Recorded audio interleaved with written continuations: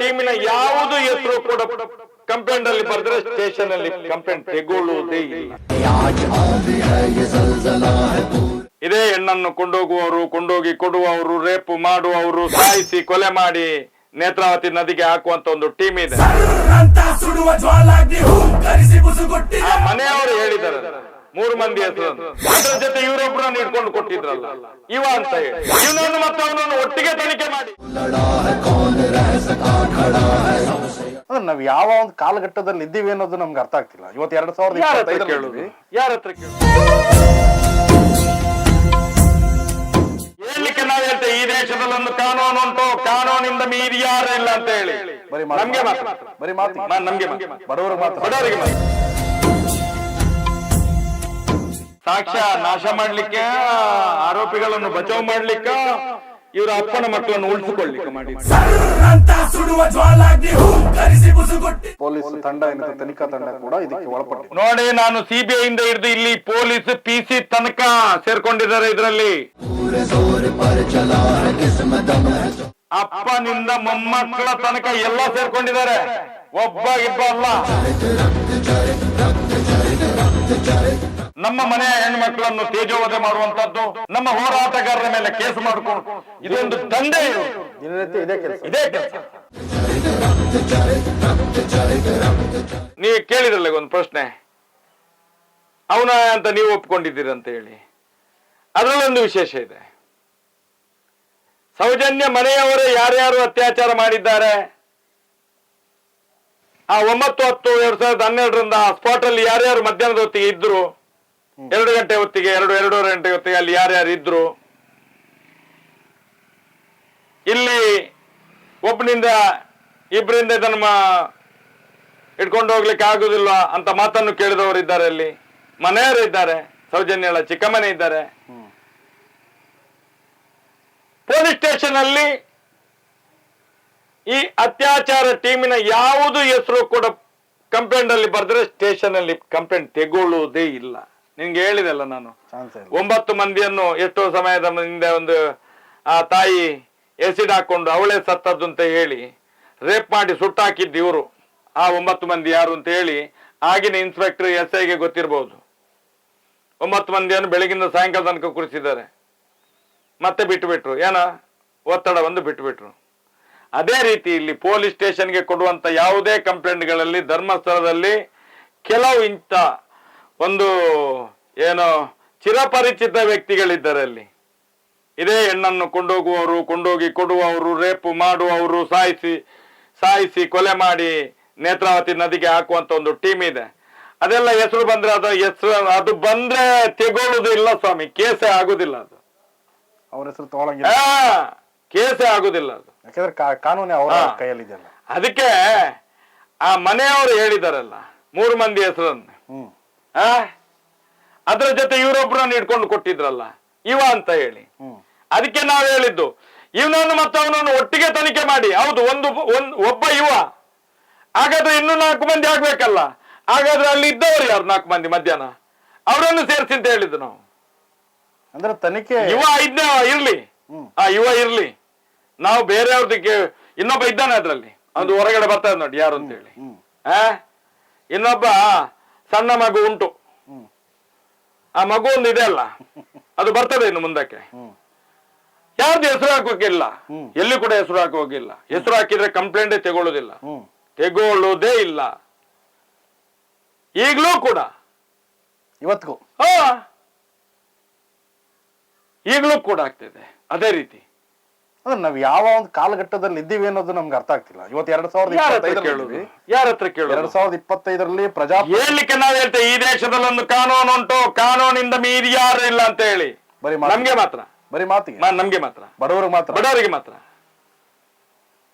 ನೀವು ನೋಡಿರ್ತಾರಲ್ಲ, ಈಗ ಹೋರಾಟವನ್ನು ನಿಲ್ಸಿದ್ಯಾರು? ಯಾರು ನಿಲ್ಸಿದ್ದು? ದೊಡ್ಡವರು ಇರ್ಲಿ, ಅತ್ಯಾಚಾರಿಗಳು. ಕರೆಕ್ಟ್ ಮಾತು ಅಂತ ಹೇಳಿದ್ರೆ ನಿಜವಾದಂತ ಒರಿಜಿನಲ್ ಅತ್ಯಾಚಾರಿಗಳೇ ಈ ಹೋರಾಟವನ್ನು ನಿಲ್ಸಿದ್ದು. ಭಯಪಟ್ಟು ನನ್ನ ಮೇಲೆ ಇಷ್ಟು ಕೇಸ್ ಹಾಕಿದಾರಲ್ಲ, ಇದೇ ಅತ್ಯಾಚಾರಿಗಳು. ಯಾಕೆ ಸ್ವಾಮಿ? ನಾನು ಅವತ್ತೊಂದ್ಸಲ ಹೇಳಿದೆ, ಆಯ್ತಪ್ಪ ಇವನ್ ಹೆಸರು ಇರ್ಲಿ, ಸಂತೋಷ ಹೌದು.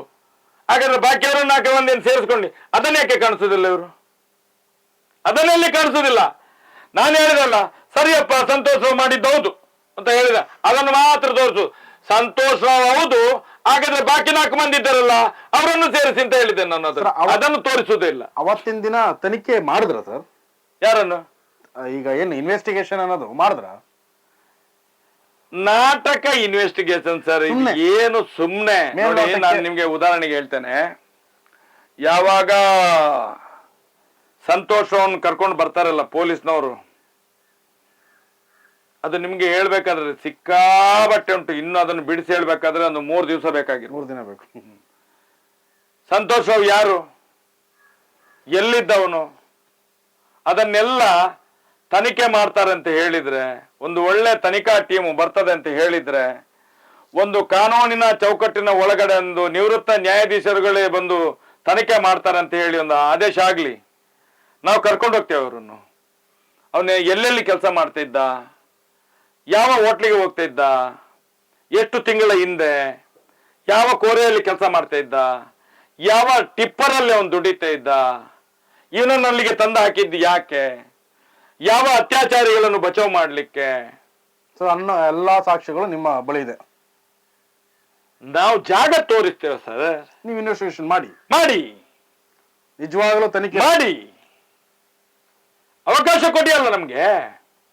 ಇದು ಅವಕಾಶನೇ ಕೊಡದೆ ಈ ಪಾಪಿ ಹೋದಲ್ಲಿ ಮೊಣಕಾಲು ನೀರು ಅಂತ ಹೇಳ್ತಾರಲ್ಲ, ಆ ಟಿವಿಯಲ್ಲಿ ಬುಗಳೆ ಬಿಡುವಂತ ಕೆಲವು ಬೀದಿ ನಾಯಿಗಳು, ನಮ್ಗೆ ಬೀದಿ ಹೋರಾಟ ಅಂತ ಹೇಳುವಂತ ಬೀದಿ ನಾಯಿಗಳಿದ್ದಾವಲ್ಲ, ಬಂದು ಹೇಳ್ತಾರಲ್ಲ ದಾಖಲೆ ಕೊಡಿ, ಇದ್ರೆ ಕೊಡಿ ಅಂತ ಹೇಳಿ.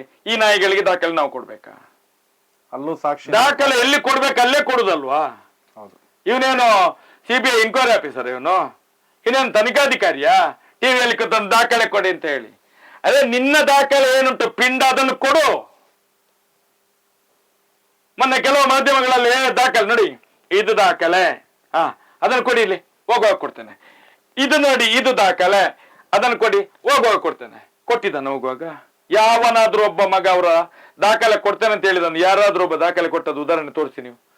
ಮೊನ್ನೆ ಫ್ರೀಡಮ್ ಟಿವಿಯಲ್ಲಿ ಒಬ್ಬ ಹೇಳ್ತಾ ಇದ್ದ, ದಾಖಲೆ ಇದು ನೋಡಿ, ಇದು ದಾಖಲೆ, ಇದು ಒರಿಜಿನಲ್ ದಾಖಲೆ. ಎಂತ ಒರಿಜಿನಲ್ ದಾಖಲೆ ಸ್ವಾಮಿ? ಅದರಲ್ಲಿ ನೋಡಿ, ಸಂತೋಷ್ ರಾವ್ ಜೈಲಲ್ಲಿ ಇರ್ಬೇಕಾದ್ರೇನೆ ಒಪ್ಪಿಗೆ ಕೊಟ್ಟಿದ್ದಾನೆ, ದಾಖಲೆ ಇದೆ ಅದಕ್ಕೆ. ಆ ಜಡ್ಜ್ಮೆಂಟ್ ಇದರಲ್ಲೇ ದಾಖಲೆ ಇದೆ ಸ್ವಾಮಿ, ನನ್ನನ್ನು ಬ್ರೈನ್ ಮ್ಯಾಪ್ ಮಾಡಿಕೊಳ್ಳಿ ಅಂತ ಹೇಳಿ. ಆ ದಾಖಲೆ ನೀವು ಕೂಡ ನೋಡಿರ್ಬೋದು. ಇವ್ರು ಹೇಳ್ತಾರೆ ಅವ್ರು ಒಪ್ಪಲೇ ಇಲ್ಲ. ಹಾಗಾದ್ರೆ ಹೈಕೋರ್ಟಿನ ಒಂದು ಜಡ್ಜ್ಮೆಂಟ್ ಅಲ್ಲಿ ಇದ್ದ ದಾಖಲೆ ಹಾಗಾದ್ರೆ ಸುಳ್ಳ? ಇವ್ರ ಮೇಲೆ ಕಂಟೆಂಪ್ಟ್ ಕೇಸ್ ಹಾಕ್ಬೇಕಲ್ಲ. ಅವನಾಗಾದ್ರೆ ಮೊನ್ನೆ ಫ್ರೀಡಮ್ ಟಿವಿಯಲ್ಲಿ ತೋರಿಸಿದಂತ ದಾಖಲೆ ಯಾವ್ದದು ಹಾಗಾದ್ರೆ? ಸುಳ್ಳು. ಸುಳ್ಳಲ್ವಾ? ಹಾಗಾದ್ರೆ ಜಡ್ಜ್ಮೆಂಟ್ ಅಲ್ಲಿ ಉಂಟಲ್ಲ, ಸಂತೋಷ ಒಪ್ಕೊಂಡಿದ್ದಾನಲ್ಲ, ನಾನು ಯಾವುದೇ ಟೆಸ್ಟ್ಗೆ ಒಳಗಾಗ್ತೇನೆ ಅಂತ ಬರೆದು ಕೊಟ್ಟಿದ್ದಾನಲ್ಲ. ಅವನು ಜೈಲ ಒಳಗಡೆ ಇರುವಾಗಲೇ ಅದಕ್ಕೆ ಅವರ ಲಾಯರ್ಗಳು ಇವರೆಲ್ಲ ಹೋಗಿ ಮಾಡ್ಕೊಂಡು ಬಂದಿದ್ದಾರಲ್ಲ ಅದನ್ನು. ಆ ದಾಖಲೆ ಇದಲ್ಲ. ಮತ್ತೊಂದು ನೋಡಿ, ಅದರಲ್ಲಿ 3 ಮಂದಿ ನಮ್ಮ 3 ಮಂದಿ ಹೋಗಿದ್ದಾರೆ, ಅವರು ಬ್ರೈನ್ ಮ್ಯಾಪ್ ಮಾಡ್ಕೊಂಡು ಬಂದಿದ್ದಾರೆ. ಏನ್ ಸಂತೆಗೆ ಹೋಗೋದಾ? ವೈನ್ ಶಾಪಿಗೆ ದಾರು ಕುಡಿಲಿಕ್ಕೆ ಹೋಗಿದ್ದವರು? ಎಲ್ಲಾದ್ರೂ ಉಂಟಾ ಸರ್ ಬ್ರೈನ್ ಮ್ಯಾಪಿಂಗಿಗೆ? ಅದಕ್ಕೆ ಒಂದು ರೀತಿ ನೀತಿ ಕಾನೂನು ಅಂತ ಇಲ್ವಾ? ಯಾವ ರೀತಿಯಲ್ಲಿ ಹೋಗ್ಬೇಕು? ವೈನ್ ಶಾಪಲ್ಲಿ ಹೋಗಿ ನಿಂತ್ಕೊಂಡು ನನ್ನನ್ನು ಬ್ರೈನ್ ಮ್ಯಾಪಿಂಗ್ ಮಾಡಿ ಹೇಳಿಕ್ಕಾಗ್ತದ? ಅದು ಕೋರ್ಟಿನ ಮುಂದೆ ಹೋಗಿ ಹೇಳ್ಬೇಕು, ನಮ್ಮನ್ನು ಬ್ರೈನ್ ಮ್ಯಾಪಿಂಗ್ ಮಾಡಿ, ನಾವು ತಪ್ಪು ಮಾಡ್ಲಿಲ್ಲ ಸರ್ ಅಂತ ಹೇಳಿ. ಇವರು ಎಲ್ಲಿ ಹೋಗಿದ್ದಾರೋ, ಯಾರ ಹತ್ರ ಹೋಗಿದ್ದಾರೋ, ನಮ್ದು ಬ್ರೈನ್ ಮ್ಯಾಪಿಂಗ್ ಮಾಡಿ ಅಂತ ಹೋಗಿದ್ದಾರಂತೆ. ಇವರ ಬ್ರೈನ್ ಮ್ಯಾಪಿಂಗ್ ಆಗಿದೆ ಅಂತೆ. ನೋಡ ದಾಖಲೆ ಕೊಡ್ಲಿ ಬ್ರೈನ್ ಮ್ಯಾಪಿಂಗ್ ಆಗಿದ್ದು. ಎಲ್ಲಾದ್ರೂ ಈ ಜಡ್ಜ್ಮೆಂಟ್ ಕಾಪಿಯಲ್ಲಿ ಅವ್ರದ್ದು ಬ್ರೈನ್ ಮ್ಯಾಪಿಂಗ್ ಆಗಿದೆ ಅಂತ ದಾಖಲೆ ಉಂಟಾ? ಇಲ್ಲ. ಅಲ್ಲಿ ಯಾಕೆ ಸ್ವಾಮಿ ಸುಳ್ಳು ಹೇಳುದು ಸರ್? ಈಗ ಮತ್ತೆ ನಿಮ್ಗೊಂದು ಹೇಳ್ತೇನೆ, ಅಣ್ಣಪ್ಪ ಅನ್ನುವಂತ ಶಕ್ತಿ, ಇವರು ಏನು ಸತ್ಯವನ್ನು ಸುಳ್ಳು ಮಾಡ್ಲಿಕ್ಕೆ ಹೊರಟಿದ್ದಾರಲ್ಲ, ಇನ್ನು ಇಂಥ ಲಕ್ಷ ಸುಳ್ಳು ಹೇಳಿದ್ರು ಆ ಸತ್ಯವನ್ನು ಸುಳ್ಳು ಮಾಡ್ಲಿಕ್ಕೆ ಆಗುದಿಲ್ಲ ಸರ್. ಅದು ಅಣ್ಣಪ್ಪನ ಸತ್ಯ. ಅದು ಸರ್, ಈಗ ಏನು ಸೌಜನ್ಯ ಪ್ರಕರಣ ಸಂಬಂಧಿಸಿದಂತೆ ಸೊ ಒಂದು ಅವತ್ತಿನ ದಿವಸ ಮೃತದೇಹ ಸಿಗುತ್ತೆ, ಮೃತದೇಹ ಸಿಕ್ಕಂಥ ಸ್ಥಳದಲ್ಲಿ ಒಂದು ಮೃತದೇಹದ ಮೇಲೆ ಬಟ್ಟೆ ಇರಲ್ಲ, ಹಾಗೆ ಒಳ ಉಡುಪು ಇರಲ್ಲ, ಹಾಗೆ ಆ ಮರ್ಮಾಂಗಕ್ಕೆ ಮಣ್ಣು ತುಂಬುವಂಥ ಹೀನ ಘೋರ ಕೃತ್ಯ ನಡೆದೇ ಹೋಗಿರುತ್ತೆ. ಅಂದರೆ ನಾನು ಹೇಳ್ತಿರೋದು ಮುಂದಿನ ದಿವಸಗಳಲ್ಲಿ ತನಿಖೆ ಎಲ್ಲ ನಾಶ ಆಗಬೇಕು ಅನ್ನೋದು ಎಲ್ಲ ಗೊತ್ತಿದ್ದವರೇ ಇದನ್ನ ಮಾಡಿದ್ದ? 100ಕ್ಕೂ 100 ಗೊತ್ತಿದ್ದವ್ರು ಮಾಡಿದ ಅಥವಾ ಗೊತ್ತಿರೋರ ಕಡೆಯಿಂದ ಹೇಳಿ ಅದನ್ನ ಮಾಡಿಸ್ಕೊಂಡ್ರದ? ಅಲ್ಲ, ಅಲ್ಲಿಂದ ಅದು ಧರ್ಮಸ್ಥಳ ಗ್ರಾಮದ ರಿವಾಜ್, ಎಲ್ಲ ತಿಳಿದಿದೆ, ಎಲ್ಲ ತಿಳಿದೇ ಮಾಡುವಂಥದ್ದು, ತಿಳಿಯದೆ ಮಾಡಿದ್ದಲ್ಲ ಅದು. ಅಲ್ಲಿ ಯಾವುದೋ ಕೇಸುಗಳು ಹೊರಗಡೆ ಬರ್ಲಿಕ್ಕೆ ಇಲ್ಲ. ಅಂದ್ರೆ ನಾಳೆ ಫಾರೆನ್ಸಿಕ್ ಲ್ಯಾಬ್ ಹೋದ್ರೆ ಯಾವುದು ಹೊರಗಡೆ ಬರ್ಲಿಕ್ಕೆ ಇಲ್ಲ, ಸಾಕ್ಷಿ ಸಿಗಲ್ಲ, ಇಲ್ಲ, ಬಂದ್, ಚಾಪ್ಟರ್ ಕ್ಲೋಸ್. ಅಂದ್ರೆ ಎಲ್ಲಿ ಅದು ಫಂಗಸ್ ಆದ್ಮೇಲೆ ನಮ್ಗೆ ಸಾಕ್ಷಿ ಸಿಗಲ್ಲ. ಹೇಗೆ ಸಿಗುದು? ತಿಳ್ಕೊಂಡ್ರ ಯಾರು ಇದನ್ನ ಯಾರು ಸಂತೋಷ ಮಾಡಿಸಿದ್ದ?